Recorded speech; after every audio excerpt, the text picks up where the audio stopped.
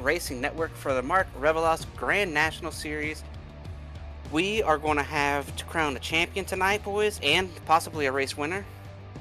Joining me in the booth tonight is Carlos and Josh Adams, who is also going to be doing race control duties. Sorry we're a little late, but the race did wait for us. Had a little brief rain shower there. As you take a look here at Darlington tonight is the Mountain Man 175. So that is Robert Hill Jr., I believe. Taking a look here at Darlington, this unique shaped track. It is going to be sliding around out here. Lots of tire fall off. Lots of different tire strategies have a opportunity to come into play. They didn't quite get to come into play last night in that truck race as we ran green.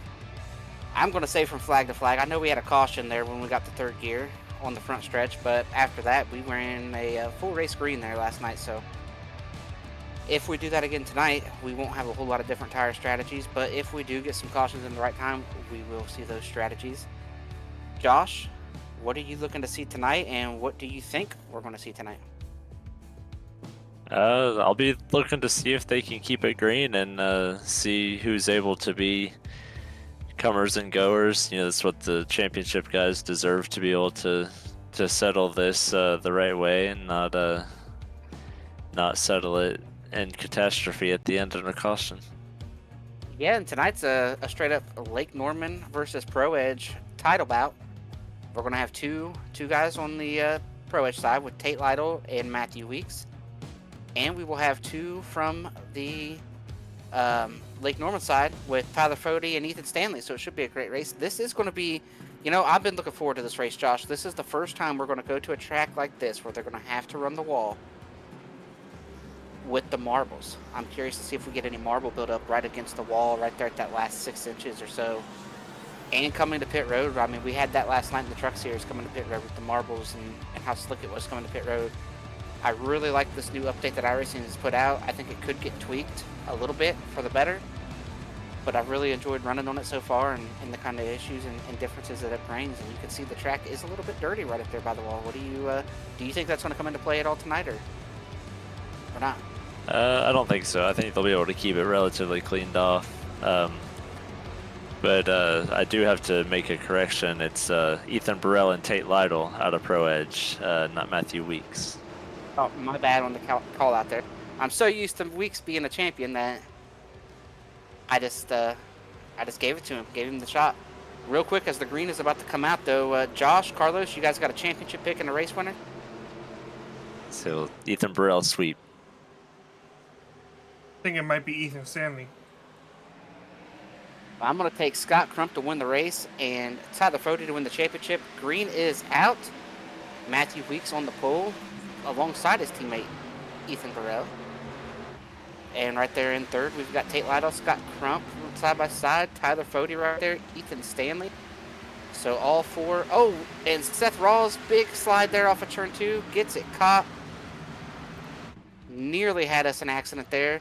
Looks like Weeks is going to give it up there to Burrell, and I think we're going to have Pro Edge control in those first 3 spots, and I imagine Tate is going to play some pretty heavy defense right here. Yeah, what you saw out of Matthew Weeks in 3 and 4, that's what you'll do when your teammate is a championship contender, and you just want to give him plenty of room to do his thing tonight. Yeah, and I'm sure you saw a little bit of it last night too, Josh. Not just their teammates, but I felt like everybody out there was giving us a lot of extra room, not kind of racing us too crazy, and you know, I think that's the respect that these Championship 4 have earned when they got here. Yeah, I don't know. I never really raced anybody last night. I was in a nice little pocket there between first and third most of the night. But this field has gotten mostly single filed out. Jeff Green looking underneath Frank Fody. Oh, Tom Bourne. Oh, Frank Fody. Jeff Green's around. Frank Fody, and Leighton Norgard's in there. And no caution. Oh, my goodness. We just had cars wreck everywhere with no caution off of turn number 2. Absolutely incredible stuff there, as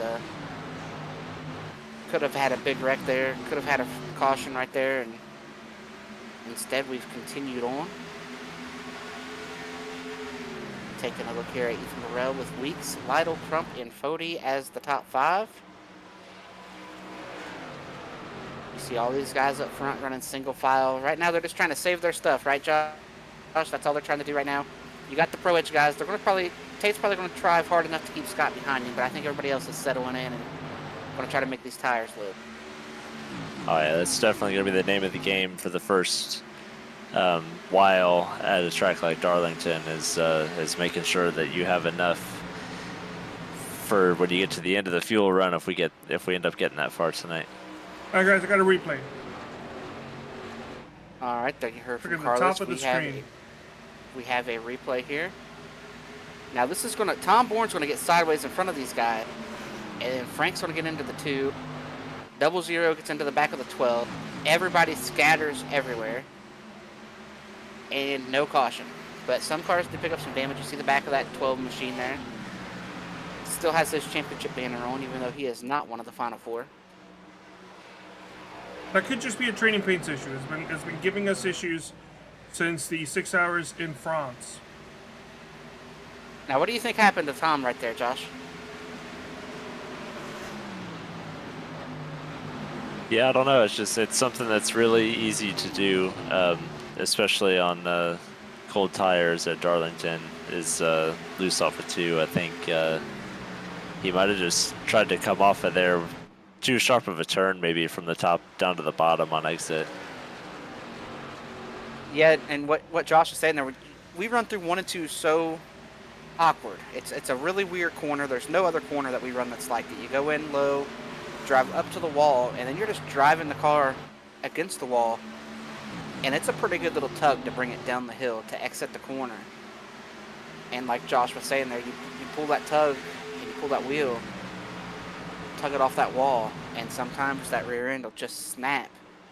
Now over the course of a long run, depending on what tire you're wearing, that issue will get worse, or you'll wear out the right front and it just won't turn down off of that wall until you slow the car down with some more brake or lift, or just altogether be slower there for that corner exit.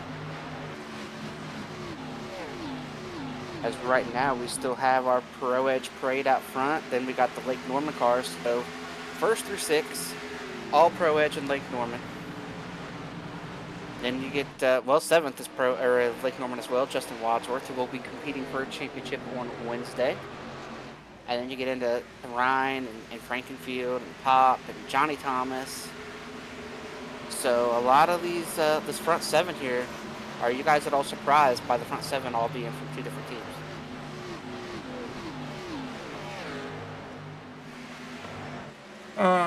Right now, yeah. I believe Josh Adams is doing some race control. Yeah, and I'm over here trying to manage some technical bugs, but no, I mean we've seen Pro Edge and Lake Norman being like some of the best since the start of the season, so it's no surprise that here at the end of the season they got some of their drivers in the championship 4 and locking up the first 7 spots in the current race. Yeah, and I don't know what the question was, Chris, but I did go ahead and assess a tally to the 41 of Frank Fody for the carnage that we saw off of 2. He clearly just missed the exit of turn 2, hit the wall, got the 2 involved. Everybody else had to scatter. I don't think it had anything really to do with the exit the 61 had, so put the 41 at fault for a severe damage onto the 2. Well, there you heard, we had our first tally, and what that did is if you look between 13th and 14th, there's about 3 seconds. So that's where all those issues arose, and Jay's got nothing at the back now. He's got plenty of room to sit there, save his tires, and not get too aggressive. And I'm going to tell you what, I've been watching Tom and Jeff here, and one gets in front of the other and hits the wall, the other one goes back by, and then the other one hits the wall, and they just keep doing it back and forth here. These two are really, really struggling right now. And you see John Cutlett back there behind this group. We'll see what happens to them here in 1 and 2. I think 2 of the last 3 laps, whichever car's been in front of the other when it comes to this 2 and 61, has hit the wall here off of 2. Both these guys have already had a very exciting race, and we're only 13 laps in. Yeah, I'd say it's not too far out of the realm of possibility that the 2 car Jeff Green just isn't driving very good, after the damage he sustained there. He gives up a spot to Joe Francis. So do you think the toe is out on that 2 car? You think he's really got some major issues there as he's in the wall in the middle of 1 and 2? Seth's going to duck low. More coming. Oh, the 35 gets into the back of him. Jeff is really struggling tonight. Yeah, it's hard to say, but it's possible. I mean, we see that right front bent up there on that last camera shot we had, so he could be dealing with something that's not comfortable. Yeah, and this has kind of been a little bit of a down season here for Jeff as he's going to pull down here, and I think he's just going to go to the back. But this season for Jeff as a whole, overall in all the series, has not quite went the way he's wanted it to. Caught up in a lot of issues. Some of them not a lot of that has been his own doing as well. You know, he's been caught up in a lot of stuff that he didn't help create and has had kind of the down season, but that is a champion right there driving that car, and I have no doubt next season he'll be ready to go. I know he's making a team change for trucks and for Cup, hoping to get a little bit more pace, and you know, just the luck turnaround I think is the big thing. If you can just get rid of the bad luck, I think Jeff will be right back up here competing for the championship again next season. Yeah, and hopefully that's going to be for the better for him. You know, Jeff Green is a guy that, you know, everybody wants to see, you know, have success over here in the virtual world. You know, we all got to see him do it in real life, and you know, it's good to see him just come on here and have fun with all of us multiple nights a week. So hopefully the changes he's making are going to be good for him and his teammates and just, you know, the league in general. Yeah, and you know, it's been like I mentioned, it's been a frustrating season for Jeff, and as he has left the session, so his night is over, and his season as far as the Mark Rebilas Photography Series is over. As far as I know, he'll be back with the same team here. He's part of Pro Edge over here. But after last night, the next time we'll go into Daytona for the trucks, he's going to be a teammate of mine. And after this Cup event on Wednesday, we'll roll into Daytona and be teammates on the Cup side as well. So I'm looking forward to working with Jeff and leaning on him for some help in some of the super speedway stuff, and maybe putting both of us in the playoffs next year in the Cup Series. And we'll have Nick Massey over there as well. All of us, South Shore Racing, we're going to try to put them on the map next year for the Cup Series. And Michael Hosick in the wall off of turn 4, really slow down the front stretch.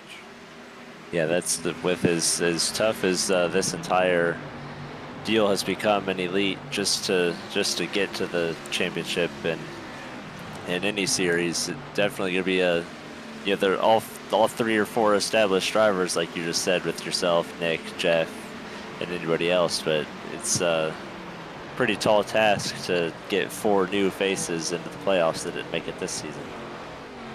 Yeah, well, we're gonna try. Nick's got the most talent out of anybody, I believe, and just this new Cup car has really thrown him for a little bit of a curveball, and I don't know how else to put it when it comes to that next-gen car. Then we all hate that car. It does not drive like a stock car. So, oh, Goody's in the wall hard off of turn 2. But it will be an exciting season, and you see Michael Goodman there driving a little Christmas-inspired car. You see him into the wall 3 times in 1 lap. Yeah, Goody's he wants to leave a little bit of green and red everywhere. Definitely giving Darlington its stripe. Oh, 6 in there into the side of the 21. We're going to stay green again. That group of cars right there, that is what we call the struggle bus. They were all on the struggle bus. And their series sponsor slowing down to miss the wreck. That is Mark Rebilas right there. Yeah, it looks like Michael's going to call an end to his Grand National season here and pull it onto pit road. I got to tell you, you're driving the 24 car at Darlington. We got to get a little bit more pace than that out of Michael there. You know, we got to get a little bit more pace than that out of the 24 car. Yeah, I think he'll try again Wednesday night at Richmond and see if he can Here's the replay. Do a little bit better. Yeah, he just drives down in there. That's not a corner you want to enter side by side. Like, it's you got to have some give and take, especially when you're running in the back like those guys are. Caution, caution. We're wrecking on the front stretch. It's Tom Bourne. The 35 is down there. We've documented Tom's start to this race too. He's had a very exciting start to this race, and it just got a little bit more exciting for Tom here on the front stretch. Whoa! Oh, can we take another look at that? That was incredible. So Tom hits the wall, then gets into the 35, and then there was some huge net code. I don't think it contributed to the wreck. I think some guys, if they pick up a tally here, might say, well, that net code, but they were wrecking before that net code. Well before that net code, but that net code was... That was wild. Here's the thing, though. That net code brought out the caution. Yeah, but I think they were already wrecking. They were already wrecking, but that would not have brought out the caution, because Tom just like slid into the inside wall, but he never like got over 90 degrees in terms of like the angle. But Jeff, he did a whole 360. Well, here we go, boys. Pit stops. I imagine 4 and fuel right here, right, Josh? For sure. This is that Dale Earnhardt mentality. You don't leave your box unless they give you 4 tires. I got a funny story to tell you from last night while we're working this caution under these pit stops. So we were sitting there getting ready to make our last pit stop, and I had driver coach / team owner trying to sell me on the idea of putting 2 tires on my truck last night.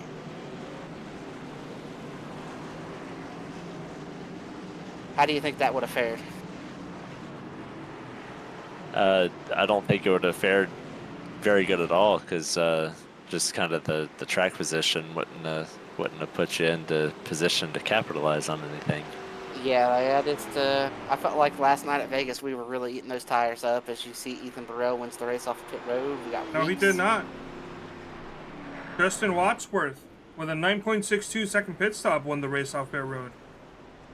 Oh Lord, somebody did try 2 tires, Josh.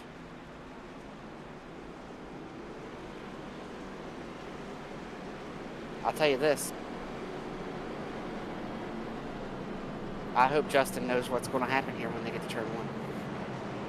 Because this is going to be a very interesting first turn. From the looks of it, they're already struggling with rear grip. And if you're struggling with rear grip, 2 tires are going to free you up. But I do think this might have been a team play. I do think Justin stayed out, or well, didn't stay out. He got 2 tires here to try to get in front of those Pro Edge guys, try to create some kind of separation for his teammates to get through there.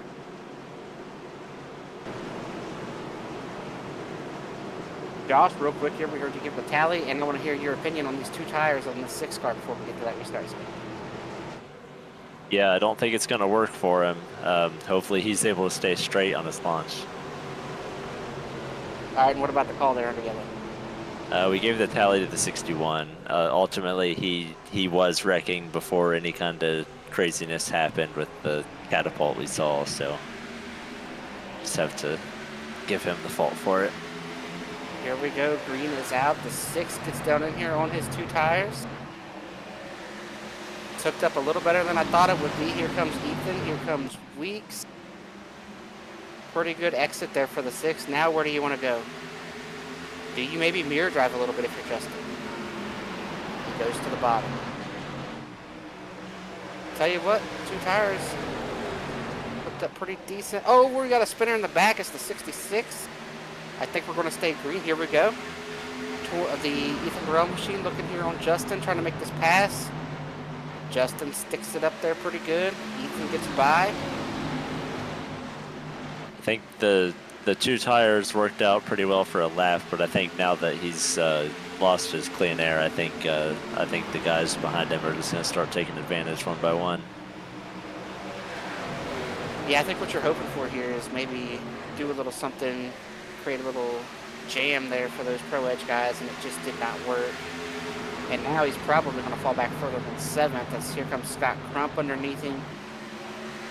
Ethan Stanley's also going to be looking to come through here as well. So those 2 tires are not working out. Tyler Pop looking underneath Tyler Fody here. Fody's going to stick it back down in there on that top side. Johnny Thomas right behind him looking on. So I think if you're going to do that for a teammate, you're trying to help the team out. I think if we see that again out of a Lake Norman car, you got to be a little bit more defensive. I know you're going to make some guys mad if you're doing it, but if that's your plan, you have to be just a little bit more defensive than what Justin was willing to be. And I'm not saying Justin shouldn't have done what he did. Justin's racing for a championship on Wednesday, so you don't want to get anybody ticked off who's going to be out there with you. So, you know, maybe the guy would be Scott Crump. If I'm Scott and I'm the team and I'm saying, hey, let's try that again. But Scott Crump out there, I don't think Scott cares if people get mad at him.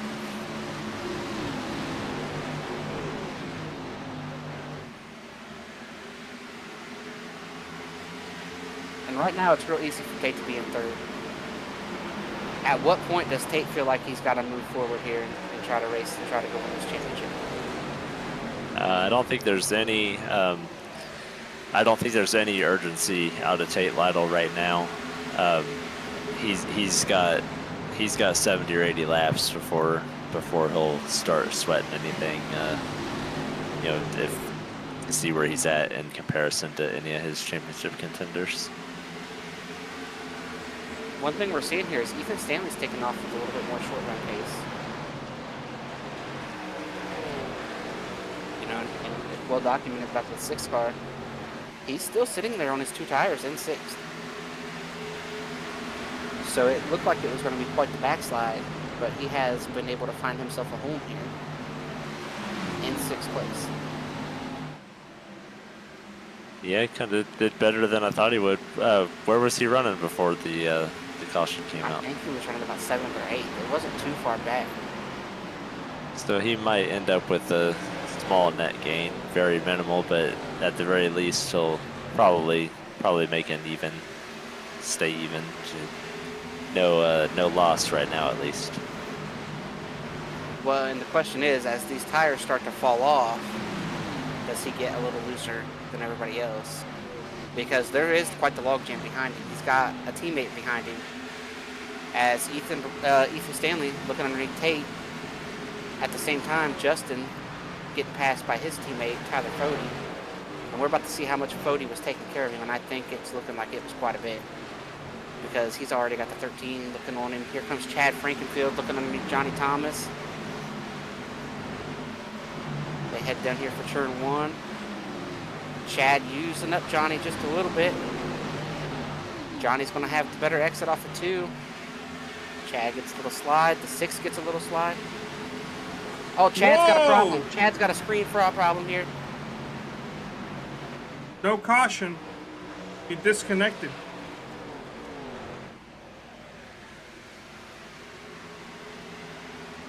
Yeah, it sounded like he said he was freezing. It's like his screen might have paused up on him. I'll tell you what, those guys are lucky he disappeared because that car hit the inside wall and was coming back.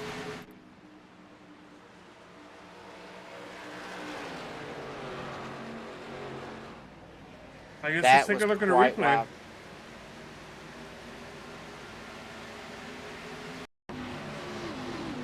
Here we go, taking a look at the replay. He gets off of here, he gets loose, but then the screen freeze happens. And then it's like Back to the Future. You see the smoke, but you don't see him anymore. Yeah, it sounds we got like, an issue here. Jared Rexing and Hunter Smith off of 2 getting together. Somehow the caution does not come out. But 2 Fords here. Ford on Ford crime.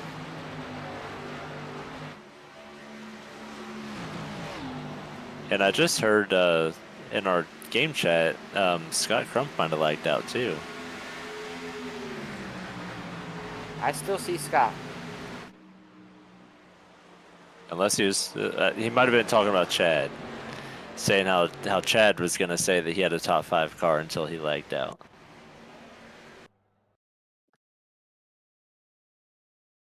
Do we still have Carlos? Can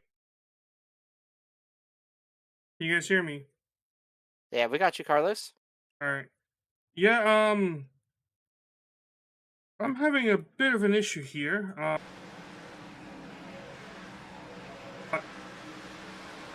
And welcome back here to Darlington, where we've had all kinds of technical issues, all kinds of new iRacing build issues here tonight, and it's widespread with some of the netcode and some of the issues we've seen out here tonight. So bear with us. We do apologize for the inconvenience for this championship race having its issues and whatnot, but just happened to line up with a new build on iRacing, and we're going to do the best we can here to bring you the action. Right now, Ethan Burrell, Matthew Weeks running 1-2, Tate Lytle 3rd, Stanley back there in 4th, Crump, Fody, Pop, Thomas, Joe Francis, and Gerald Campbell are the top 10.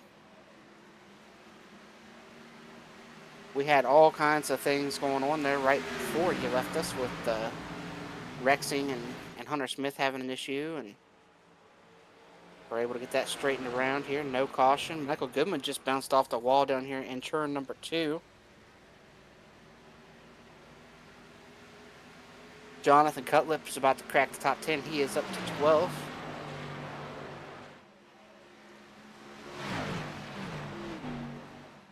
Josh, what's got your eye out here right now?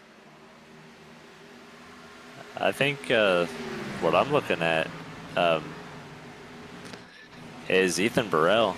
He it looks like his teammate Matthew has the pace with him, and Tate's maybe just a little bit off at the moment, but Ethan looks like he's got the fire off, and right now he's looking like he's pretty good into the long run. So he's doing what he needs to do, but I think maybe my biggest concern at the moment is Tyler Fody. He's kind of he's a little bit off of this race for the championship lead right now. Well, I did have the opportunity to talk to Fody before this thing started, and he said that they were going to work on tire saving tonight. He thought that was going to be pretty important, and that he thought that the first 10 or 15 laps, maybe even 20, were going to get thrown away, because based on last night, he felt like all the Championship 4 guys would run pretty long into a run before they pitted under green, because you didn't want to be the first one to pit as a champ guy and maybe take the opportunity to get trapped or have a caution. So he felt like after watching last night and knowing the guys out here tonight that he would be racing for a championship, that he wanted to make sure if they did run long that he had something for the end of that run. Yeah, I think with that in mind, probably in comparison, the good thing for him is that all 4 of them are much closer aligned than we were last night. We had kind of a gap between all of us that kind of set off any opportunity to do anything different on pit road. And here is Tyler trying to get around his teammate Scott Crump, and Scott's not giving it to him. I thought maybe Scott would give it to him there, but Scott chose to race him down there in 3 and 4. Here we go down to 1 and 2. Scott's going to give it to him down here. Matthew Weeks Fody's takes in the the lead. wall. Fody drives down in there and hits the wall. See, Matthew Weeks is taking the lead from Ethan Burrell, so now it's 2, 3, 4, and 5 for the championship. Fody lightly and politely hit that wall too. I mean, if you're going to hit the wall, that is the way you want to do it. We will have to see what kind of pace he has here. As right now, Tate's closed back in here. I think, I thought you said Ethan was doing pretty good for the short run pace and the long run pace. I think Ethan has fallen off here a little bit in second place. He's got Tate breathing all over him. Ethan looks like he's a little bit higher than Tate down here in 3 and 4. And he looks like he's a little bit looser, especially off of turn 2, than what Tate has been, or Weeks for that matter.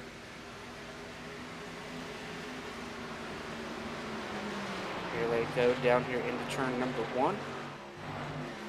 Kind of surprised that Stanley's been able to stay this close.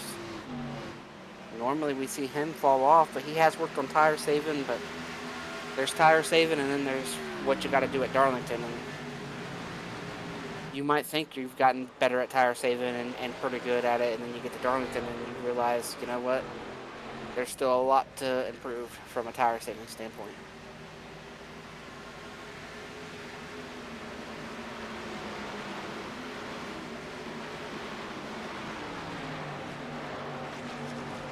So what are you thinking here as we are 50 laps in? At what point do you think we see pit stops, Josh? Do you think anybody's going to double stop this?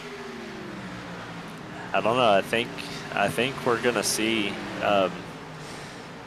If anybody does, it's gonna be somebody without a red banner on their windshield, just trying to steal the win. As far as those four, I think they're all gonna be down on pit road within a lap of each other. Just probably whenever they run out of fuel, or the tires just can't go any further. Well, here we go. We're about to have the first change as far as the points situation. Tate Lytle currently takes over that top spot. Oh, nope. Ethan powers back on the top. I did not think we'd get some racing out of these Pro Edge teammates at this point, but Ethan says, nope, you're going to have to fight me for it. I'm not just going to give it to you.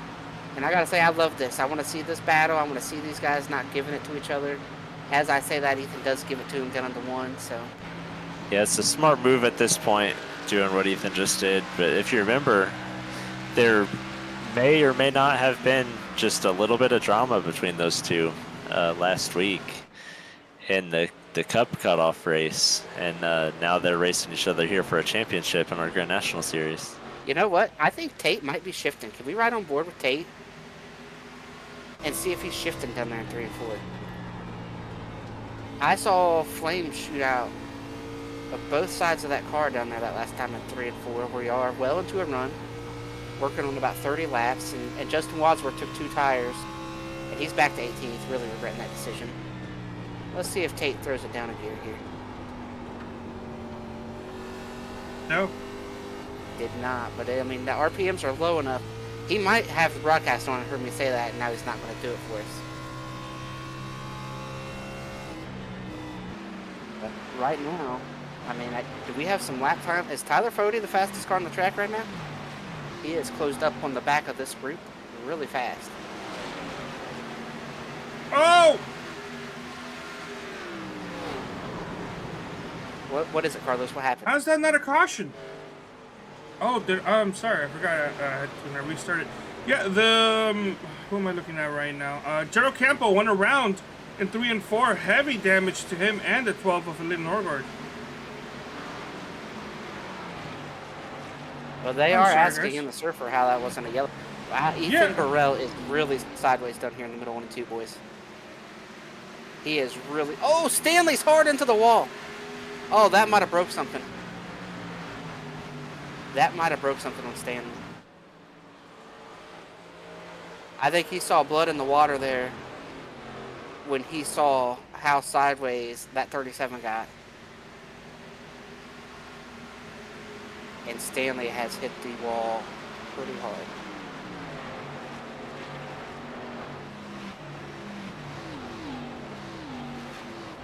All right, do you guys want to replay? Hopefully it doesn't break.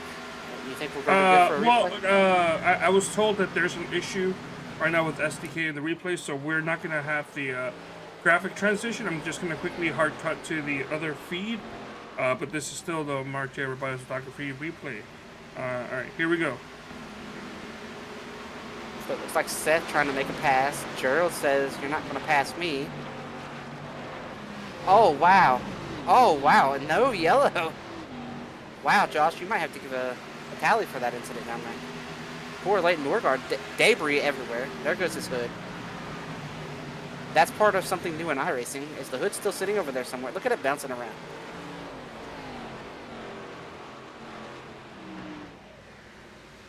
I've been told the hood has been picked up and has already been removed from the racetrack. Some ballsy safety worker ran out there on the racetrack, got that hood. Kudos to him. He deserves a pay raise. As you see right here, our championship 3 of our championship 4. Ethan Burrell is really struggling. Ethan Stanley has started to struggle as well. Ethan Stanley's got to have a sigh of relief because that hit that he had, that could have been vicious.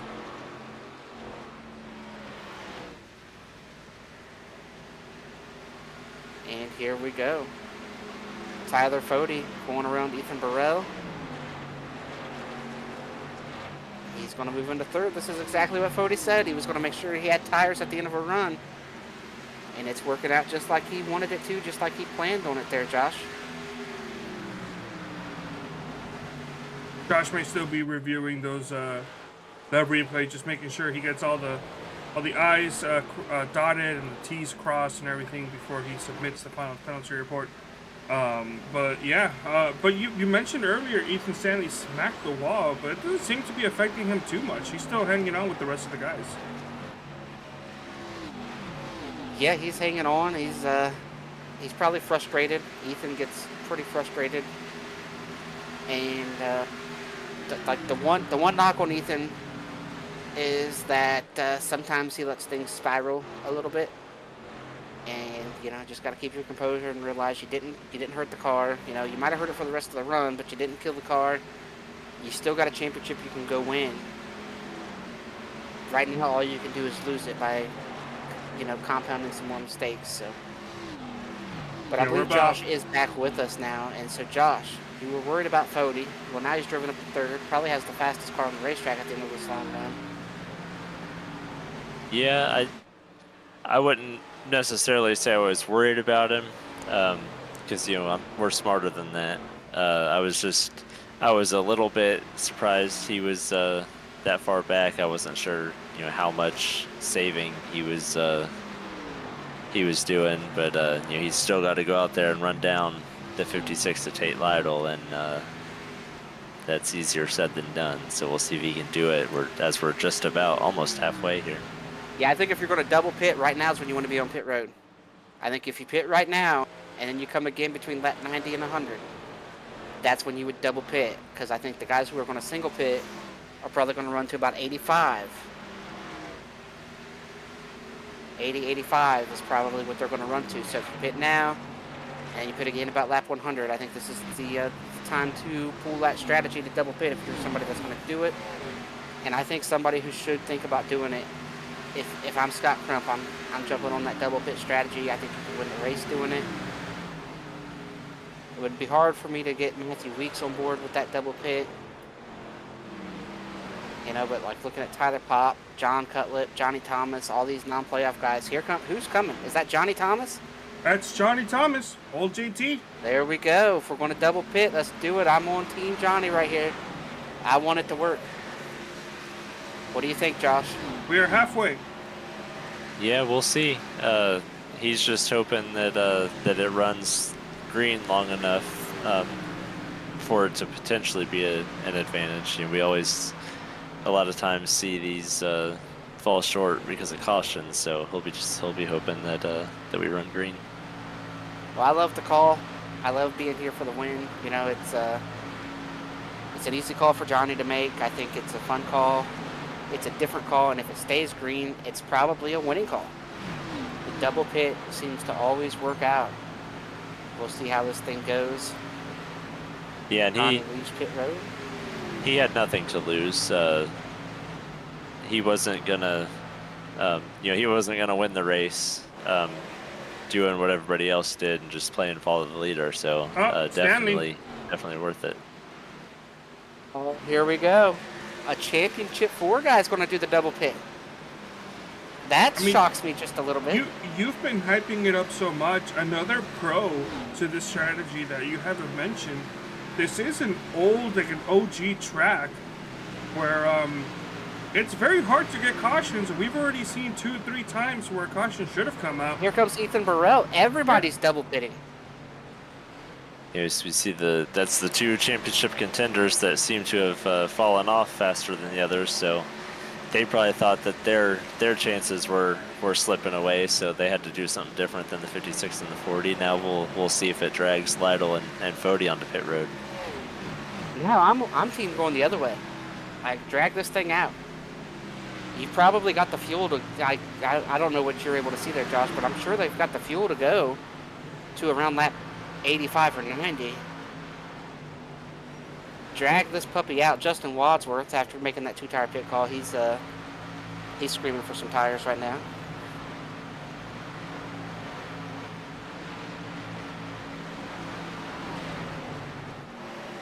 Frank Fody. There you see, here comes Wadsworth. Those left sides are going to have nothing left. He got all the use out of those left sides. Wouldn't you agree there, Josh?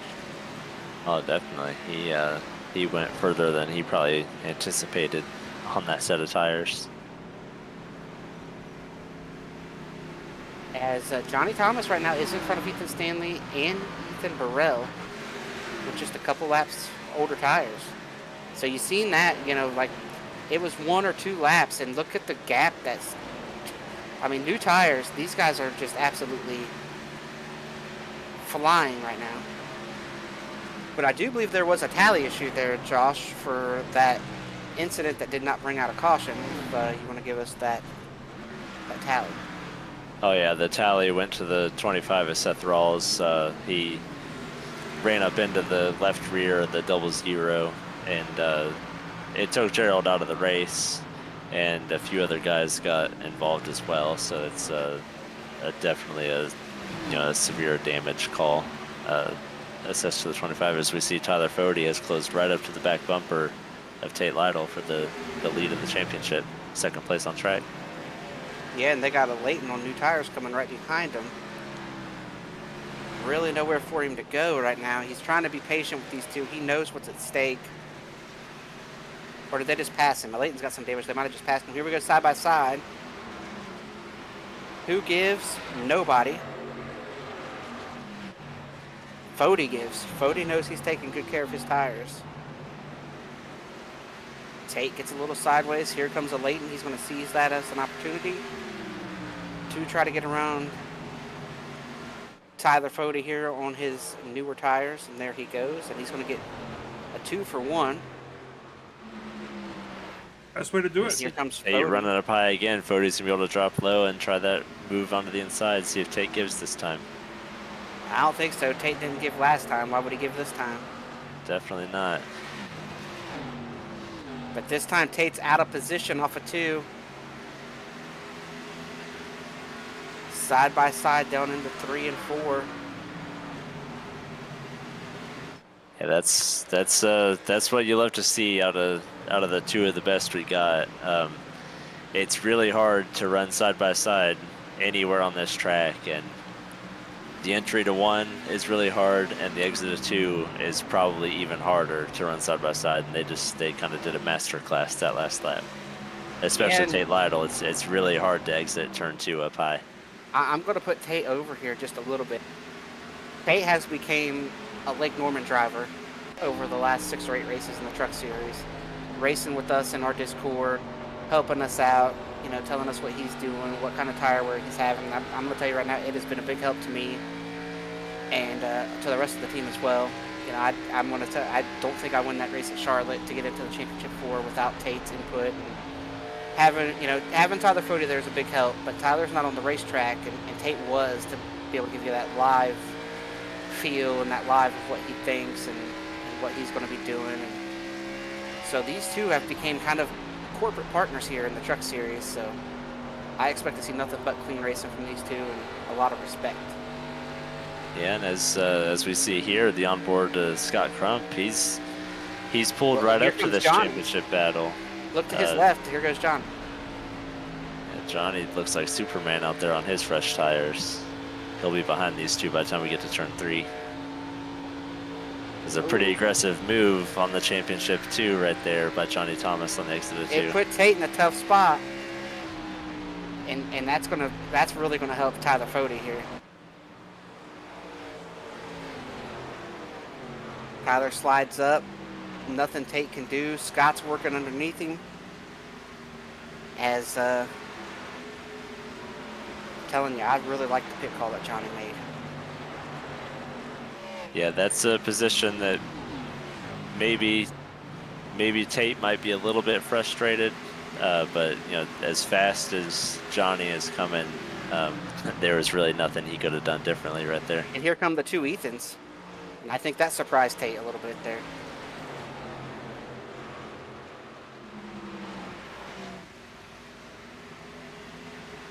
And I'll tell you this, Johnny was a little bit frustrated early in the season about some of the things happening on the racetrack, and Tate was one of those guys that I believe he was frustrated with early in the season. You know, like we're talking playoff race at Dega, with some of the things that was going on out there and whatnot. So here comes Tate to pit road. Is it too early, or do you think it's just enough? I for don't Tate? like what Tate's doing. I think you gotta, at this point, I'm staying out to 90. I don't think that is going to be a good call. What it might do is it might force Tyler Fody to follow him, and it puts all the championship 4 in a tough spot, because I think if they both pit right here, I like what Stanley and Burrell have done a lot. And if Fody runs 10 more laps, I think that's the call that wins you the championship. So we'll see if Fody is able to, we'll see what Fody decides to do right here. Yeah, you also, if you are Tyler Fody and you do decide to run 10 more laps or however much further you can go, you got to give yourself enough time to gain all the time back on the other side. And, you know, we know these two, that Ethan Burrell and Ethan Stanley, that pitted really early, they're going to have a huge lead on the other end of it, so you got to give yourself enough time to come back. And you got to remember, they're going to double pit too, so I don't think you're going to the end from where they pitted.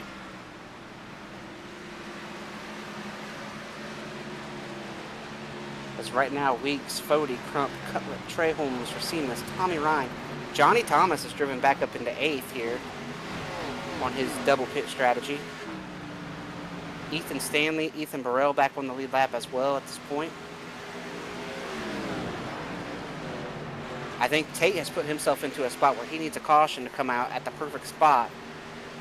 And it's going to be about a 10 or 15 lap window after Tyler Fody pits is when he's going to need a caution. Any longer than that, and I think Fody's going to be back around him.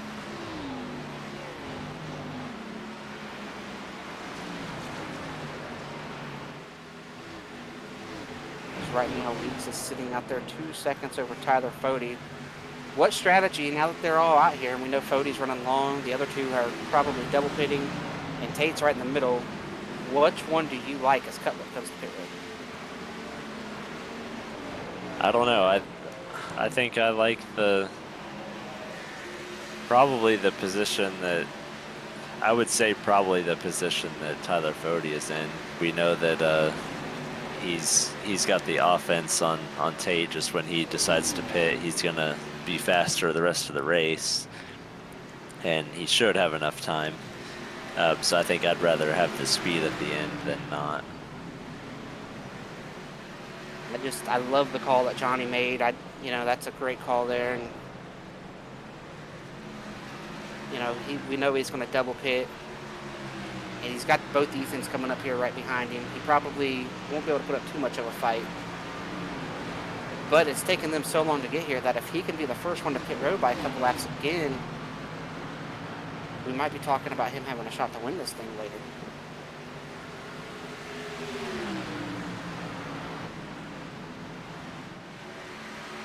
Here comes Ethan Stanley.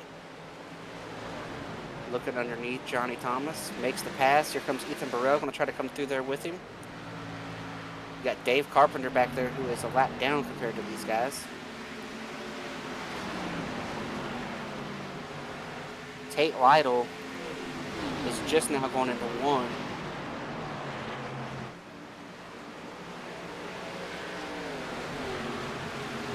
And here comes Cody to pit road. Those guys that pitted really early, they're in a position to really stay out a long time if they want, and just hope they get a caution, because I believe they can all make it to the end from here. Tyler Fody enters pit road, the last of the championship guys to do so. I don't know that it's as much of a foregone conclusion that we'll see all those guys coming back to pit road. I don't see any scenario that they're not coming back to pit road. I mean, I do. Here comes Matthew Weeks heading for pit road. How long does Scott Crump wait?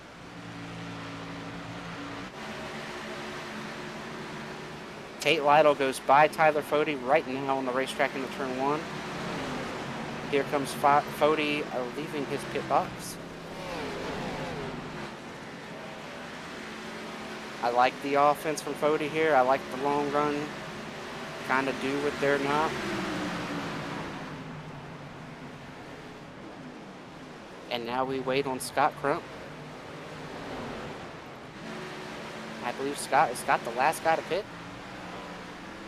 He is not. Tommy Ryan, as well, has yet to go down pit road.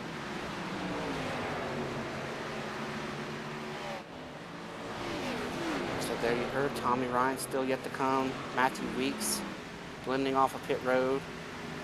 So now the battle is on for the championship front runner between Stanley and Burrell. They are some half a lap behind the 90 right now. Yeah, they've got 13 seconds on Tate Lytle, and a bunch more time on Tyler Fody. We'll have to wait to see how that cycles out once Fody gets back on the lead lap.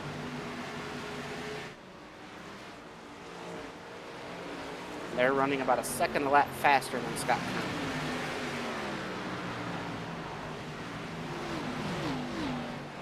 With Tate trying to come through this traffic in a hurry as well. Yeah, Tate is about 20 seconds behind Ethan Stanley right now.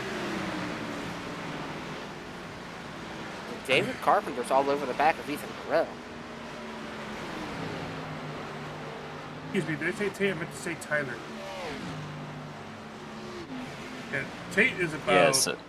Yeah, Tate's about 9.5 seconds.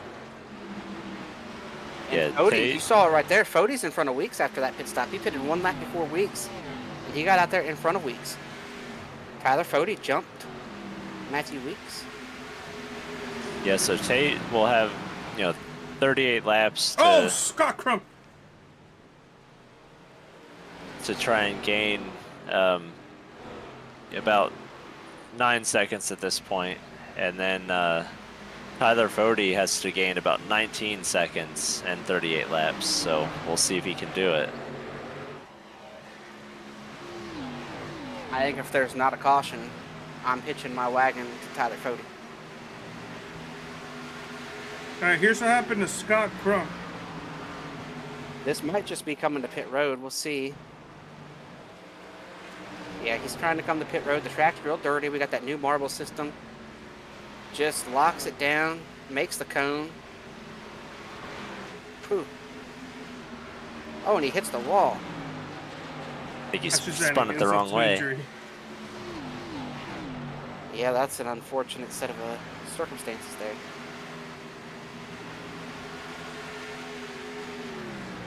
So right now, our leader is Ethan Stanley, Ethan Burrell, Johnny Thomas there in third, Tommy Ryan, Tate Lytle, Joe Francis, Tyler Pop.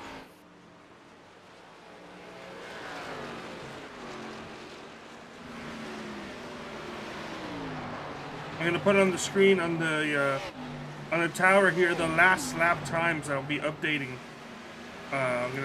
So you guys can take a look. 32s, 08, 32, 35 for Ethan Stanley and Burrell. 31:40 for Tate Lytle. And as soon as it comes around here for 11th place. Oh boy, it's gonna take a while, isn't it? Tyler Fody, he ran a 30:92. 2 seconds faster, almost 2 seconds faster than Stanley. And I think the window is opening for those guys who are going to double stop. If you're going to make that second stop, sometime in the next 4 to 5 laps is when you want to be on pit road. So I think I'm looking at a guy like Johnny Thomas, looking at the Ethans out here, Tommy Ryan. He's really struggling. Still out here running. So those are the guys I'm looking at to be on pit road real quick and in a hurry here. And there you heard, I believe Tommy will be coming down pit road this time.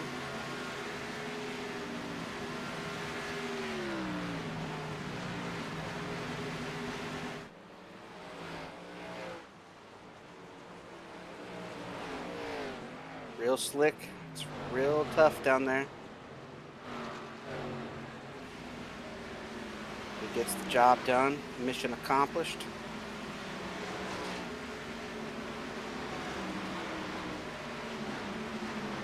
So I think if I'm Johnny Thomas, I'm on pit road, boys. What are you thinking? I'm thinking he knows. You do? You think he knows? I think he knows. I just think he's fighting. I think he's fighting it. Yeah, if I'm Johnny, I'm on pit road right now this time. I'm going to be the first one in there. I think 5 seconds. That's 2 laps. You can get 2 laps on your tires. You'll be back in front of them once again.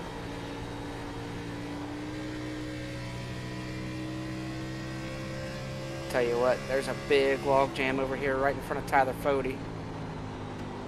He's going to make his way through it. Going underneath John Cutlip, heading for turn 3.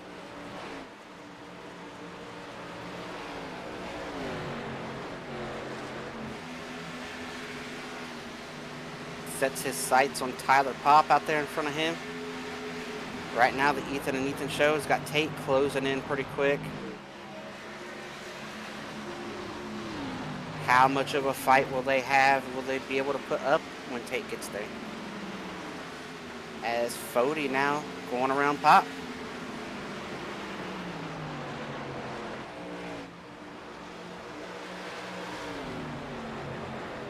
Fody is having to deal with Weeks. Weeks is trying to race him through this traffic. Weeks knows that it would be beneficial to his teammate for him to try to slow up the progress of this 40. Try to race this 40. But I think even if you drive hard, if you're Fody and you drive hard, you've got, what, 5 or 10 lap fresher tires in Tate Lytle, you can kind of use them a little bit. Yeah, the time to save is gone. Like, he's got a whole straightaway, which is about 7 seconds, 6.4 seconds that he's got to make up on Tate Lytle, and he's got to do it in just 28 laps. And as we know, the further we run, the tires are just going to get closer to equal every lap. I'm going to push back on that a little bit. I think on iRacing, if you got a lap or 2 fresher tires, they're a lap or 2 fresher all the way through. Here is Tate back on pit. Oh, Johnny Thomas on pit road here. A little bit, couple 2 or 3 laps later than I'd have liked to have seen him do this, but nonetheless, I think it's a good spot. We'll see. I think that's going to get him a top 10 finish for sure.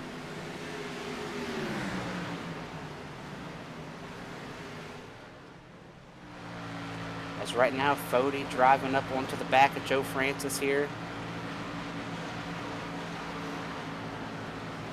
He's got Matthew Weeks right with him. Here he goes underneath Joe, heading for turn 1.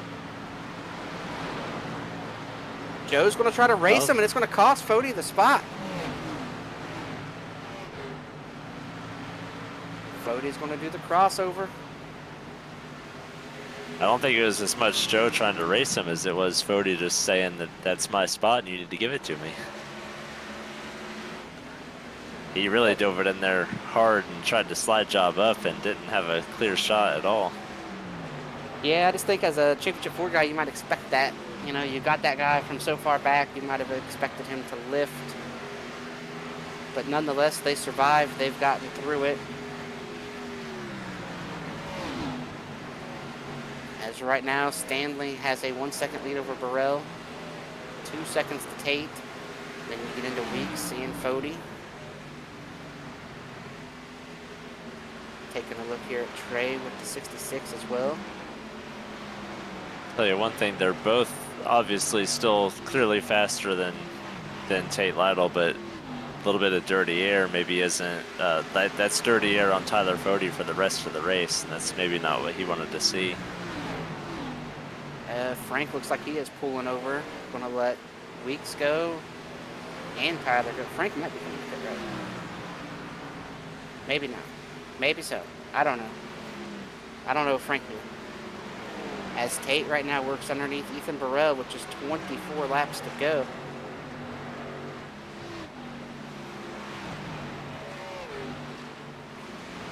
the advantage is getting smaller and smaller. Tyler just beat Tate by only 0.3 that lap. So there's something I do want to mention. When we were looking at Tommy Ryan, he stayed out about 70 or so laps of green flag racing. Ethan Stanley and Tate Lido went down pit road at the halfway mark with about 65, 66 laps remaining. I don't think they have to pit at all. I just think they got to hold on to Tate Lido. Well, yeah, I don't think they have to pit, but I think when you made that call banking on a second pit stop.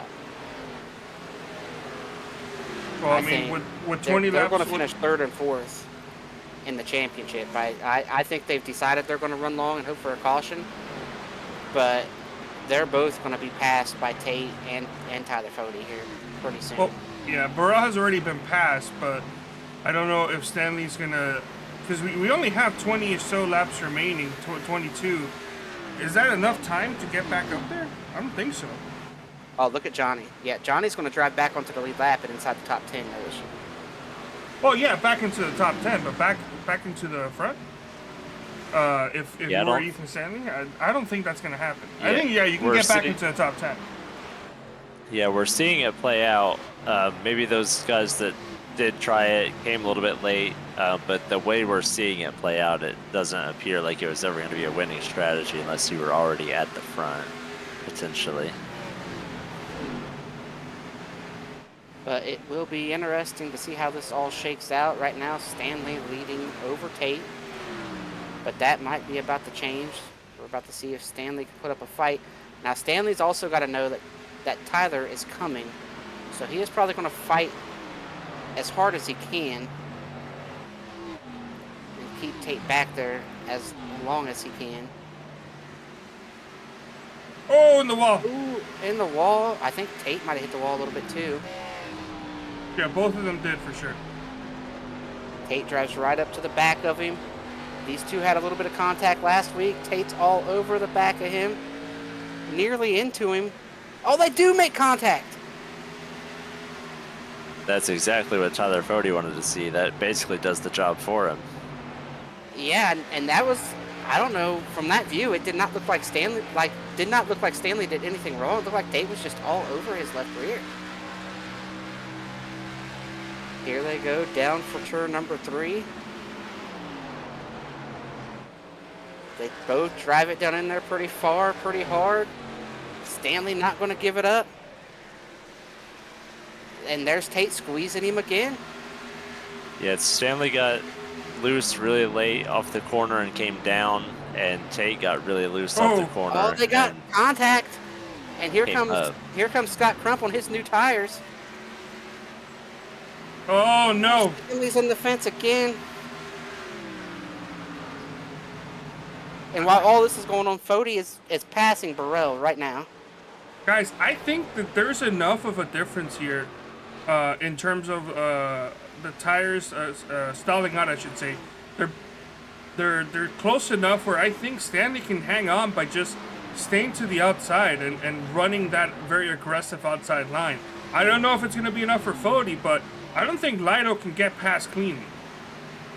Yeah, Stanley's really started to get loose, and Stanley really started overdriving his car the last couple of laps. But now, that got Fode there. Tate just needs to take advantage of that mistake and just try and drive away while Tyler Fode's still held up. And all these guys coming here on Stanley are on fresher tires, and they need to go. Like, I see Scott Crump giving it in the lane there. But Scott needs to think about, just passing these guys as the 66 is here. And I will say this, I just heard someone say something about the lap cars not letting the champ guys race it out, but the lap cars are on fresher tires. They're going through here. Their strategy called to win this race, and all the contact up at the front had nothing to do with the lap car. That was two guys racing for the lead and the championship lead. Yeah, if anything, the lap cars there were waiting. They were waiting for there to be some separation. Yeah, I feel like the lap cars were overly conservative.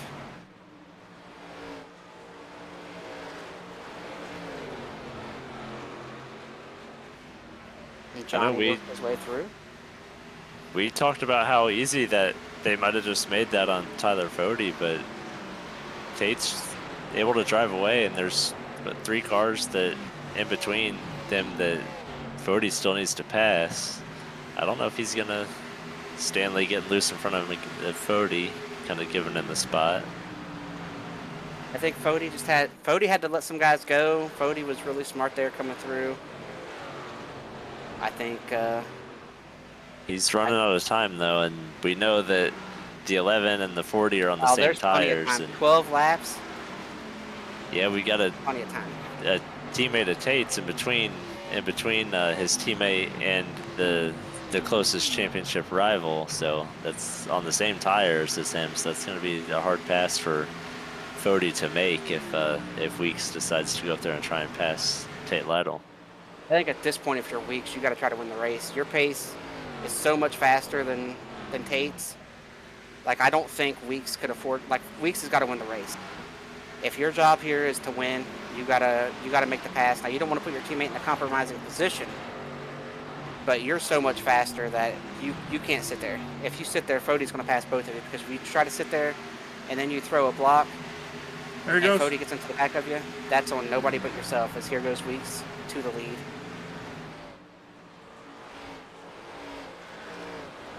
Tate tries to fight back, but nothing he can do. And we saw how much Tate struggled at the end of the first run on equal tires to Fode. And now Fode's got, what, 5 or 10 lap fresher tires? I don't see any way Fode's going to be able to, or Tate's going to be able to put up any kind of fight here.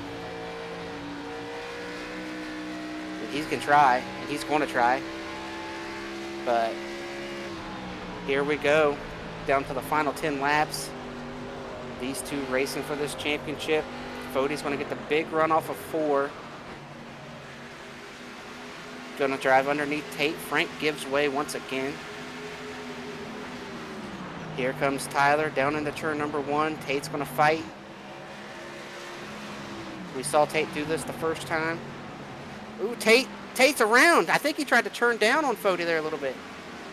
No caution. Or got a little bit loose. No caution.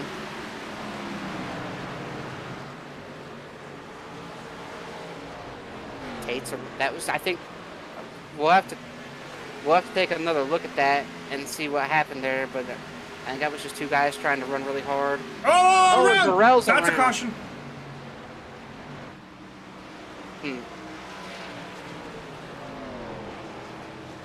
Now. Yeah, looked like Tate just kind of had to do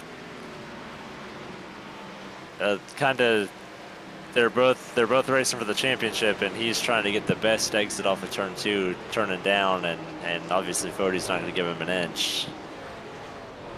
I don't know if I necessarily love what I just seen out of the 37 there. Do you have a feeling something's weird? I don't know. Ethan's a smart guy, so if there is something weird, I think he did a good job covering it up. But after the contact between those two, one being his teammate, and then the loop around. Are you saying the sugar in your coffee was not an accident? I don't know. We'd have to take another look. I'd like to see both incidents if we can. Okay, well, here's the first one.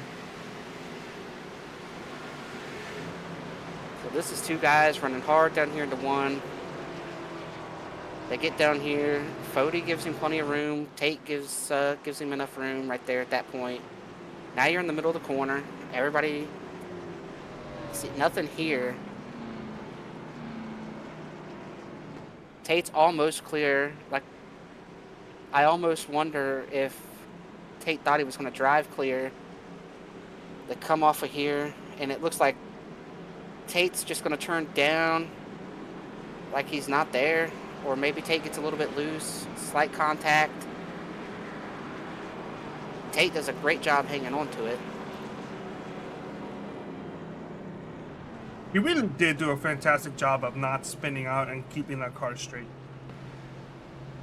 And then almost immediately after, the 37 had an issue. Can we ride on board with that 37 right here? Yeah. I want to see the wheel. I want to see the wheel. I want to see a cockpit.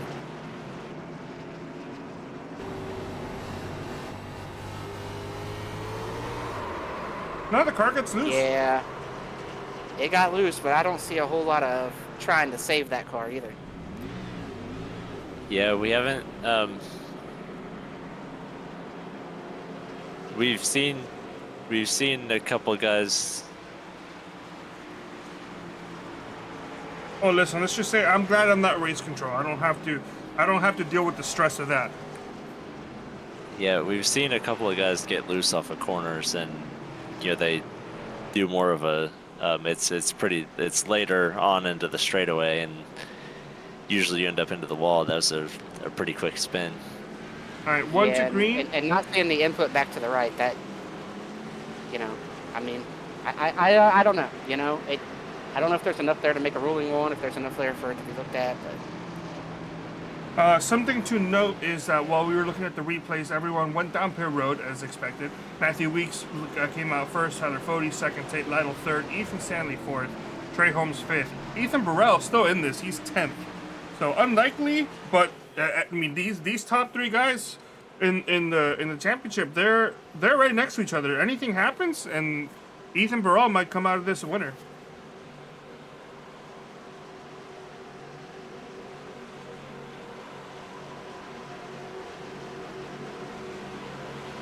Here we go, boys.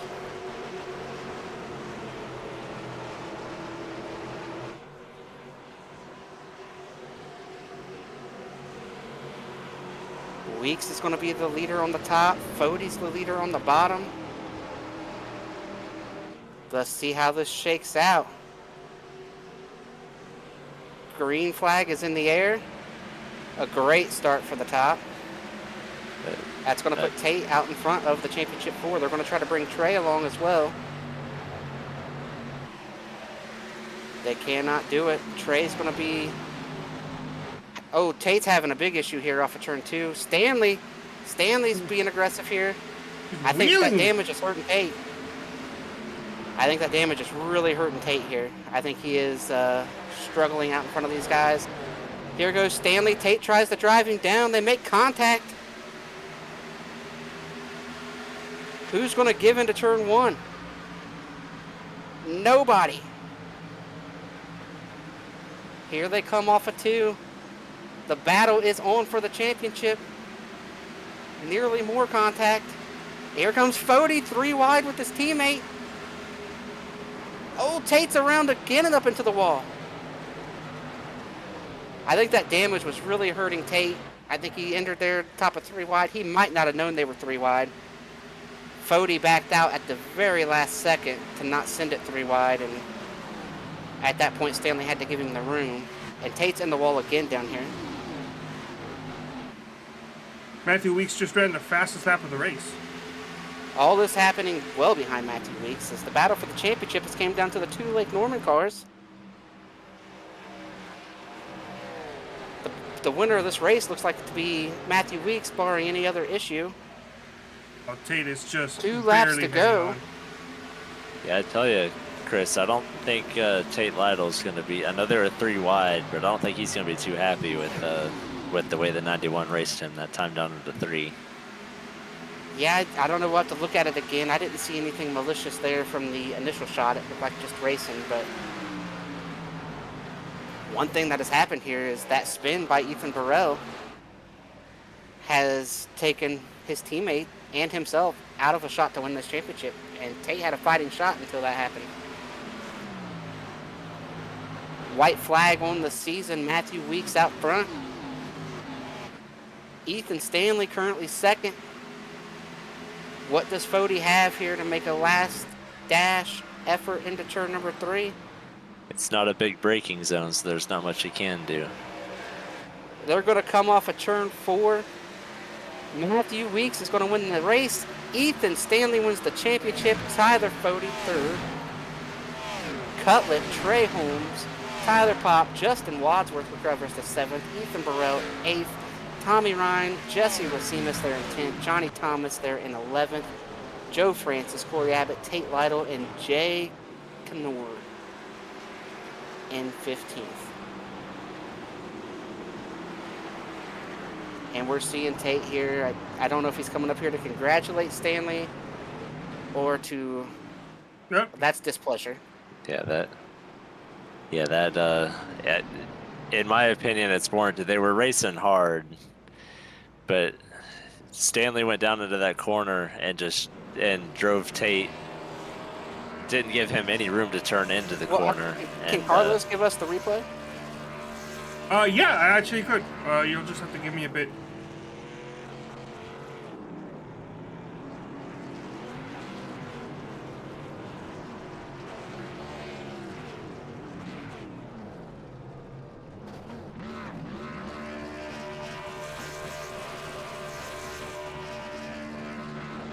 In the meantime, you got these guys. You got the race winner Matthew Weeks and the championship. We got the champion here, Ethan Stanley, doing dual burnouts here. That's right, the winner and the champion, Pro Edge and Lake Norman.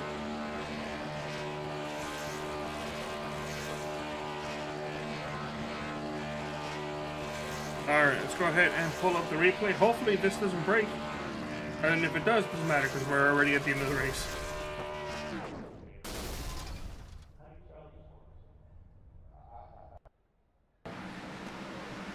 Here we go. They come off of 2. They head for 3. Fode's in there 3 wide. Yeah, he just didn't give him a clean entry. I can't see anything from that angle that Stanley did wrong. I can't. Like, you got to give that guy room if he's going to run 3 wide. This view will tell the tale a little bit better. Actually, if I switch to the chopper, that would be better. So here we go into 3. Now, at this point, they're 3 wide, so he's got to leave Fode a lane. Yeah, he left Fode a full lane and didn't give Tate anything to try and to make that corner. Like, it's close racing at Darlington, and you're right up against the wall, but he gave his teammate all the room and shoved the 56 into the wall. It's either the 56. Yeah, it's either the 56 got net coded into the wall or the 56 overdrove the corner and the rear end slipped out. But I think it's more maybe net code considering how bad iRacing has been these last couple weeks. Yeah, it is. But we also saw all those guys have a lot of contact prior to that turn down to the 3. So you think a lot of that's probably in the back of their minds. Oh, for sure. I think Ethan was mad. I think Tate was mad. I think they were frustrated with those two specifically were frustrated with each other. Then you had Tate and Fode there and the contact they had off of 2. And yeah, it's a good race down to the end. Just the whole part I don't like about it, we had a good race all along, and we kind of saw some of it kind of just devolve into chaos. They all kind of just started using each other, using their cars as weapons against each other to try and get in a upper hand, from kind of what I saw. I mean, I think it was hard racing. I think what changed everything was the spin off of 4 that we looked at and documented a little bit. Not a big fan of that. But one thing we didn't do tonight because of all the issues was a commercial break. So we are going to take 1 commercial break here. And then on the other side of that break, we will have interviews with our top 3, race winner Matthew Weeks and champion Ethan Stanley, along with Tyler Fode.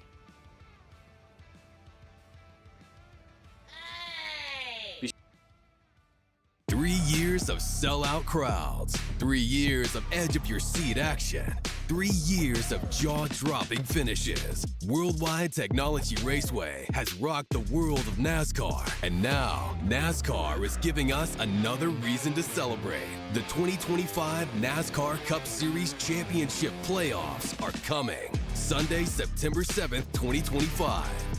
Go to www.raceway.com for the hottest ticket of the year. Racing isn't easy, but experiencing it is. iRacing puts you in the driver's seat with the industry's leading sim racing game. Drive on laser scan replicas of the greatest racing circuits from around the world. Go head-to-head against other drivers chosen by skill-based matchmaking to ensure competitive racing at every level. Compete across all your favorite series. In officially licensed cars engineered to deliver the most accurate driving experience possible.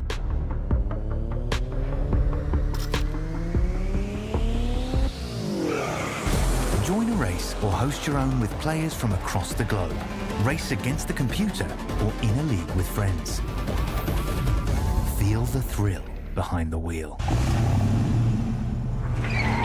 Visit iRacing.com.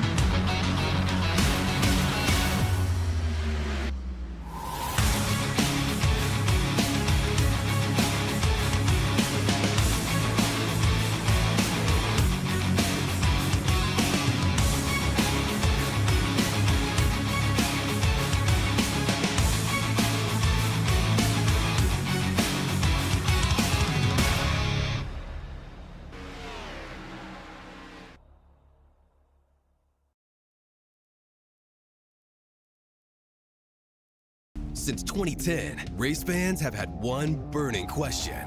When will the Xfinity Series return to Worldwide Technology Raceway?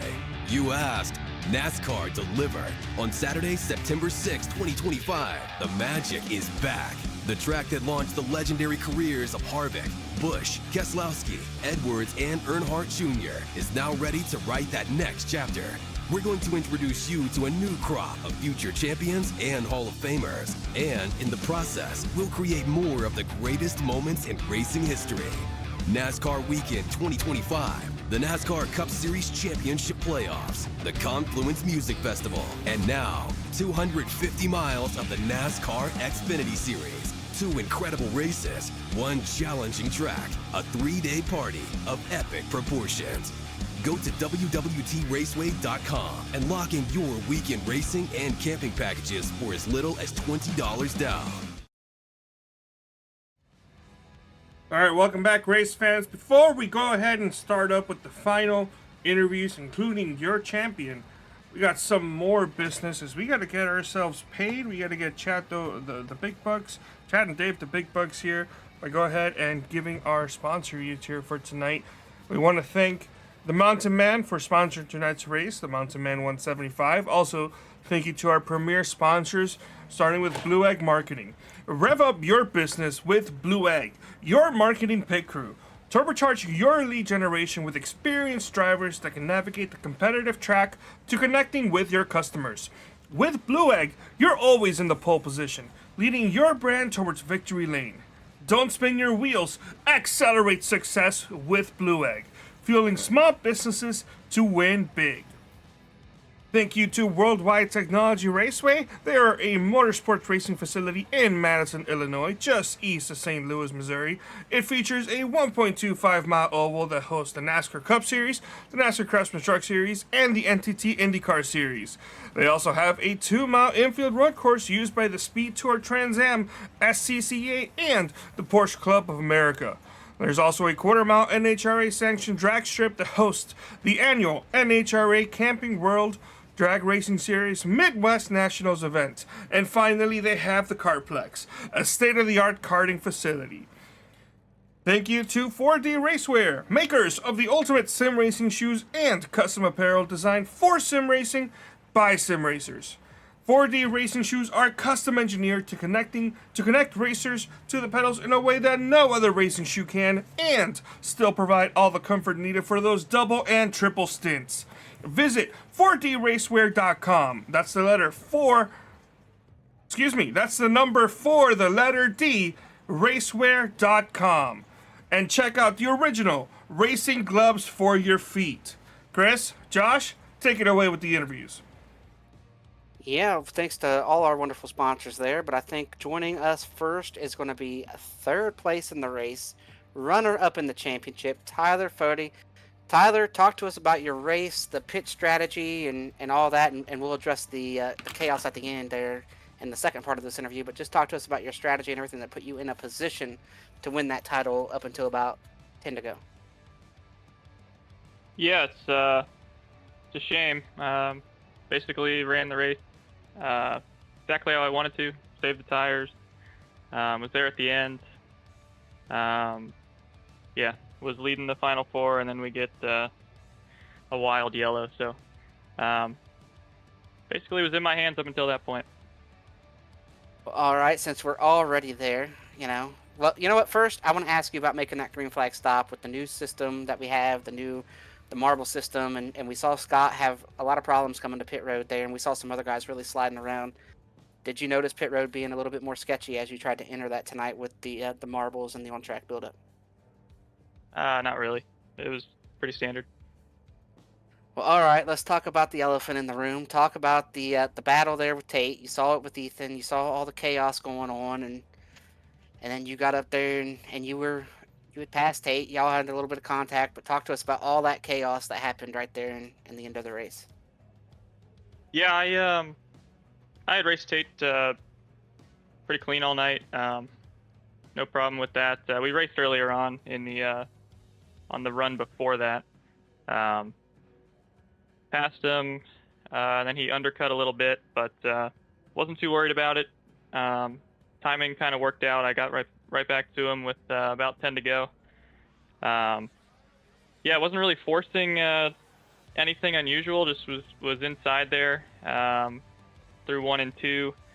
Felt like I got squeezed pretty good coming out of 2, which is expected. I mean, we're racing for the win here, so nothing against that. I think the worst part was there was a little bit of net code that kind of amplified the whole deal going through turn 2, but yeah, I mean, we were still driving away from that.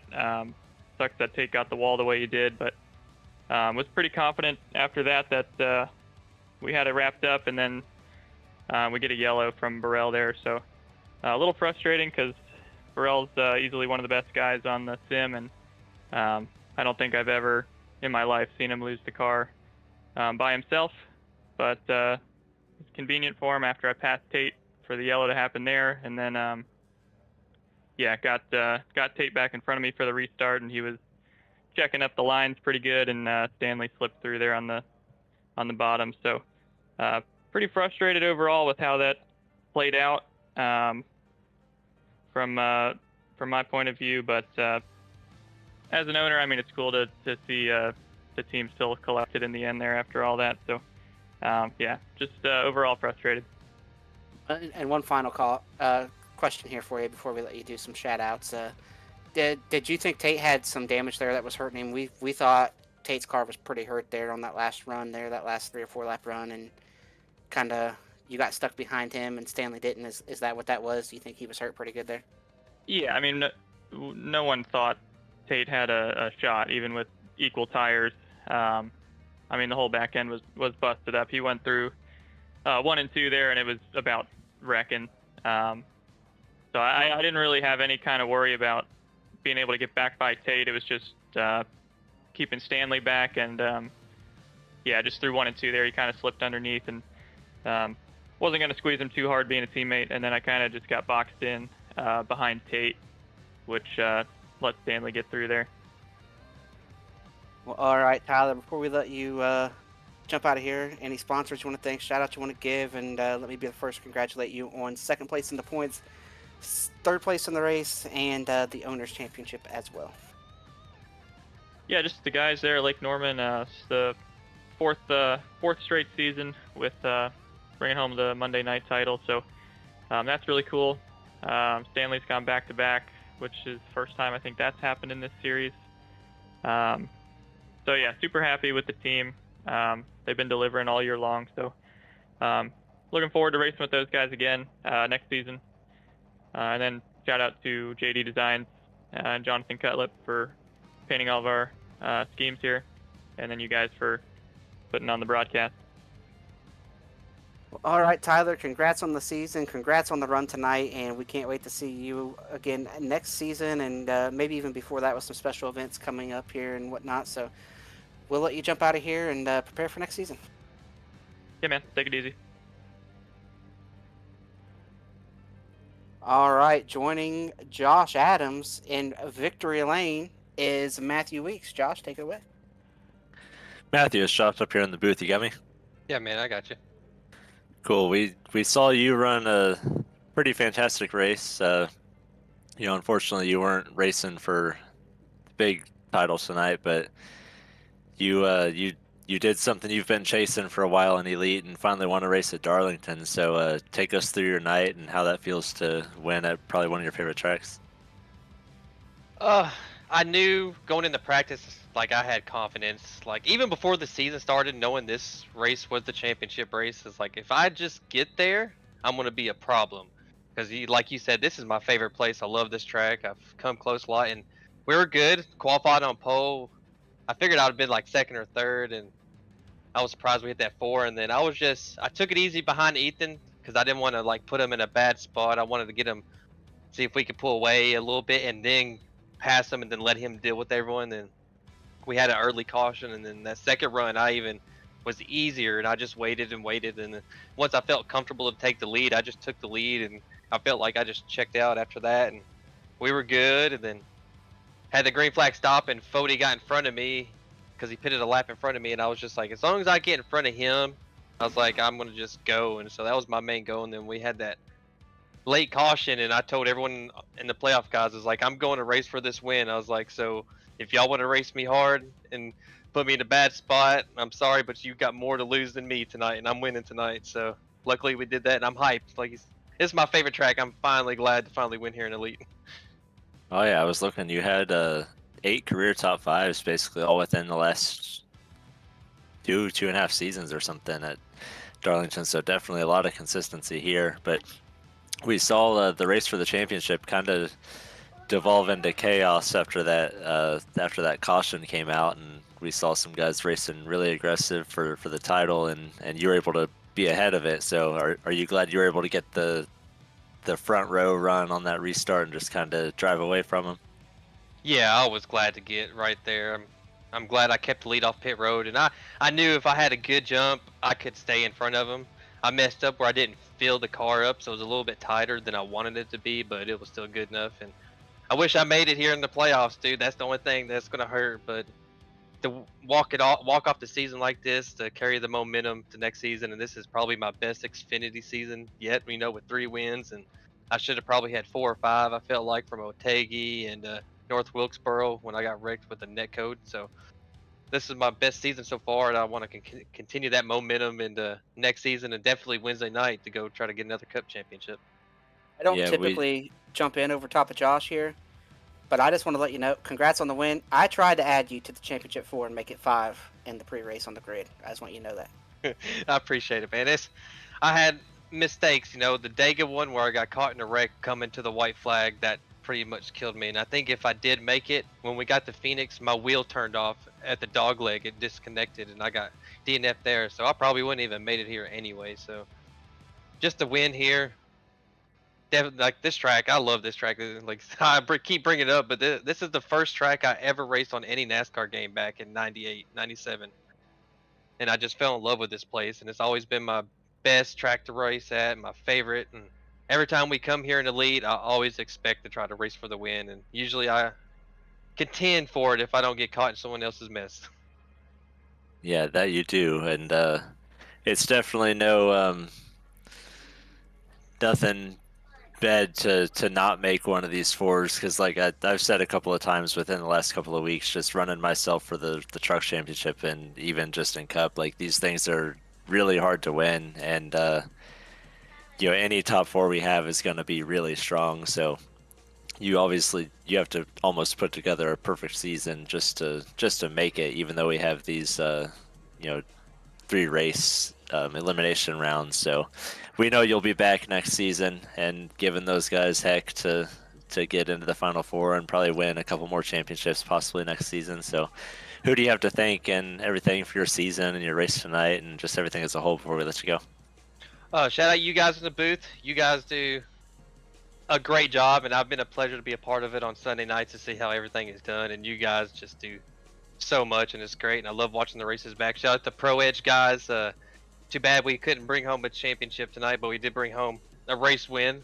Shout out Betty for watching. She watches every single race, and big fan of the Pro Edge guys. So shout out to her for enjoying these races. Glad to bring a win for him. My buddy Justin Vandermeer, who paints these beautiful schemes at JV Designs. Man, these always look nice every time he brings it. And everyone in the league. Shout out Stanley for winning a championship, 2 in a row in Xfinity. We battled out last season, and so it's cool to see him win 2 in a row. I don't think no one's done that in this series alone, so that's cool. And everyone that raced me clean tonight, shout out those guys. They let me go and everything.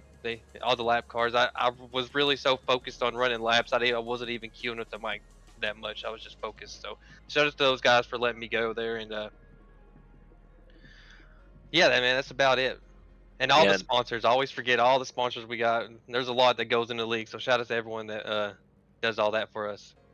Yeah, and I had one more thing for you before we let you go. Wednesday, you're not going to be playing spoiler. You're in the championship 4. It's going to be you versus all 3 of those Lake Norman cars with Wadsworth, Stanley, and Fody. What's your outlook for Richmond and trying to beat those guys by yourself? My outlook at Richmond, it's my favorite short track. I like it. I've been running really good there recently. I think I won a cup race there last season. It's during the day, which makes the car even more slick, the track more slick, so you're burning the rear more, so that fits more my driving style. And going against just Lake Norman, I mean, it's going to be tough. I mean, it's always tough every week racing those guys. So those guys, and then we always bring up Crump because Crump's going to be right in the mix of it all, racing for the win too, because he's good at Richmond. So it's going to be tough. I know they're going to bring the heat, and I'm going to have to be ready. I mean, I have run some laps. I've been trying to run like 50 laps like since Friday a day just to get accustomed to what I'm going to do and how I'm going to run it. So we're going to be prepared. I feel good about it. My confidence high. I've been we had a lot of races where I wasn't really feeling it and a lot of mistakes, and then as soon as the playoffs hit in the cup, it's just like we flipped the switch. And it's like I think my worst finish was at the road course, and I messed up, and everywhere I've been like third, top 3 pretty much, besides New Hampshire where I was just messing around there. So I feel pretty good. Confidence is high. I'm ready to go get another one. I want to tie Tate in the championships and cup. That's my main goal. I can't let Tate be the only one with 3, and I can't let Fody catch me. So we're gonna race them hard. We're gonna race them clean. They know I'm gonna bring the heat too. So yeah, that's definitely a good goal to have. And before I let you go, my only advice for you on Wednesday night, if you've got the lead in the final few laps, just make sure you have enough room between yourself and second and the final braking zone going into 3. oh yeah, I've learned after watching some videos, you know. One in particular, right? Yeah, one in particular. Yeah, Matt, we'll let you go. Get back to your teammates and celebrate your win, and good luck Wednesday. All right, man. Thank you. Y'all have a good night. Well, I think it's time. I think it's time we bring up our champion, Ethan Stanley. Ethan, talk to us about your race, everything that happened. We saw you hit the wall a few times. We saw you fall off, and then you got the caution that you needed and new tires. I don't think there's anybody out here better on brand new tires to be able to go hard for 5 or 10 laps than you. So talk to us about your race and ultimately winning the championship. Yeah, I felt like I kind of destroyed my tires on the first run, and then by the time tires were pretty much gone, I decided to pit and try to run the second stint really long, and just hope for a caution. And it never really came until the end, until I already got passed. But I was lucky to stay ahead of Cutlet before it came out, so I was in probably the best position you could be in, other than Fody, of course. But yeah, just there at the end, there's all on the line. Just had to go for it. I didn't mean to run Tate up the track or anything. I think we had a bit of net code, about a foot. I thought we were going 3 wide in that corner, and none of us were making it out. Yeah, and talk to us about that chaos there at the end. You know, you had the lead. Tate was coming on new tires. You were able to put up quite the fight that I don't think anybody expected. So you and Tate were going at it, slowing you both down, letting Fody get there quicker, and then all that chaos that ensued, you ended up falling back, and then those two got together, and then Ethan Burrell ended up spinning out. So talk to us about all that chaos and how hard it was to try to put up that fight with Tate. Yeah, I was putting it all on the line there, just trying to hold on to the position, but it's kind of inevitable that he's going to pass me. He just had so much better tires. I'm not surprised that Ethan ended up spinning. I was in the same boat as him. Car was just wrecking loose. And like I said, I got really lucky that Cutlip was about to pass me, and then the caution came out, because if Cutlip would have got by me, I think I would have been a bit more stuck than I was. Well, and talk to us about that final restart there. You line up for that final restart, and you're actually, I believe, lined up behind Fody, who funnels to the top, gets stuck behind the 56, who had all that damage and was wounded out there, and you snuck underneath them and passed them both. So talk to us about that pass. Yeah, that's what I was trying to say earlier. I think there was about a foot of net code, so Tate ended up kind of bouncing off me into 3 and 4 there. Thought we were going 3 wide, just didn't. I guess Fody backed out at the last second, and yeah, I guess that sealed the deal. Once I got out ahead, I don't think Fody really was able to catch me there. And now you've won back-to-back championships in this series. I know you were really disappointed after taking home the IndyCar championship and being able to close this one out for a second one in a row. Talk to us about what it means for you to be an elite champion and to win 2 in a row here on Monday nights. Yeah, I mean, win 2 in a row here is crazy, considering I think over these 2 seasons combined, I got like 4 wins or something. But yeah, such a competitive group of guys every week. I think these shorter races kind of play into my driving style a bit more, kind of wear the tires a bit more. And yeah, just ran well when it counted. Got the win at Atlanta, and was able to just come in here. I just needed to be there at the end, and that's what ended up happening. Well, and how hard is it now to turn off the celebration? You know, you've won the championship. That's the highest of highs. And now you've got to get ready on Wednesday night to try to go and win a cup one as well. So how hard is that turnaround going to be, or are you already looking ahead to Richmond? I'm already looking ahead. Tomorrow night's going to be a lot of practice. Wednesday's going to be an uphill battle for me. I usually do pretty bad in the next gens around that place. So got a little bit of practice to get in. Got to be a fly on the wall of Mr. Scott Crump, because he knows the secrets of that track. And yeah, we'll see how it goes. All right, Ethan, before we let you jump out of here and celebrate right into another practice session there to get ready for Wednesday night, who helps get you to the racetrack week in, week out?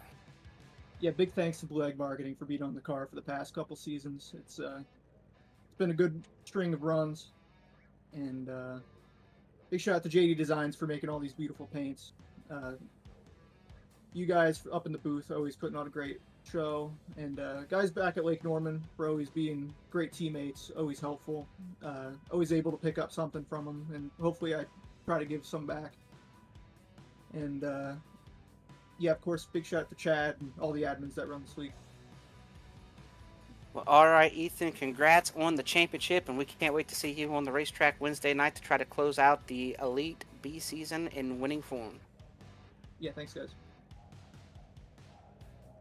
Well, boys, the interviews are over. The race is over. Our Monday nights are over until A season. Are there any final thoughts from you, Josh, or you, Carlos, here before we wrap this thing up for, I guess, what, about 6 or 8 weeks? Yeah, and I don't know that it's necessarily 6 or 8 weeks, but we'll. It was a good race tonight. You know, we four great guys. Any of them could have deserved to be the champion. Stanley definitely a deserving champion. Ran a good race. Got onto a different strategy, and it worked out with the caution. So yeah, another good race here down the stretch. Just hopefully they can continue it on to Wednesday and give us something good to watch and or race in on Wednesday night. What about you, Carlos? Any final thoughts from you? I need to figure out what's going on with iRacing, or if it's my computer. I think it's just iRacing. So I'm gonna be glad I get the break that I need here for me to figure this out. Well, and speaking of breaks, Josh, you are right. January 20th, we'll be racing again for full distance from Daytona. And we'll start off with Daytona, Texas, Fontana, Laguna Seca, Atlanta Legacy. And all that comes back at you here in just about 4.5 weeks or so. So it's not quite the break, just long enough to get through Christmas and New Year's and be firing this bad boy back up again. It's been a great season here. I want to give a shout out to Carlos, Josh Adams, of course, stepping up. You know, a lot of things changed throughout the season. Robert Hill kind of went away, and he was back sponsoring tonight. The Mountain Man 175 was ran tonight, I believe. So shout out to him for sponsoring, and you know, he's got some real life stuff he's working on over there, working at a racetrack and doing some different things. So a lot of things changed throughout the season, and appreciate you stepping up, Carlos. Josh kind of went from admin to co-commentator and didn't have any issues with it and didn't say no. So thanks to you, Josh, for stepping up. Of course, as always, a shout out to Chad Frankenfield for all he does for the league. Shout out to Dave Huckleberry, who helps keep all this thing, everything at Elite Racing Network. Dave has got his hand in or has touched it, and you know, he was trying to help Carlos out tonight there in the channel. So shout out to all those guys. Everybody who has been a sponsor for this season here, of course, Mark Rebilas Photography Series. Check him out on Twitter, and I'm sure that there's a website. I don't have it on hand right here, but he's always taking pictures, posting them on his Twitter, posting them on X. You know, I gotta say that right, or else Josh will let me know about it later. God's 40 Twitter. Racewear, Worldwide Technology Raceway, Blue Egg Marketing.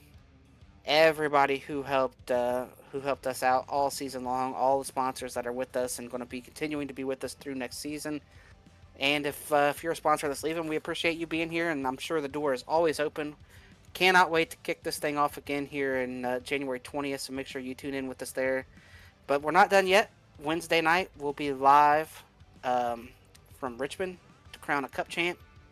It's going to be 200 laps there in the daytime. Going to be a hot, slick racetrack, bunch of tire wear. That's where another place we'll see some tire strategies. So make sure you tune in on Wednesday there and check out the Elite Racing Network and go back and watch some of our library in the off season over Christmas and New Year's there, and check out some old races and some old faces who are new again. And I'm sure Scott Crump, Matthew Weeks, you know, congrats to him tonight. Those two guys are going to be back in factors for next year. Scott's going to be right back out there on Wednesday trying to win. You heard Matthew talk about him being good there on Wednesday night. So appreciate all our loyal listeners, everybody who helps keep this train on the tracks, and we will see you on January 20th from Daytona.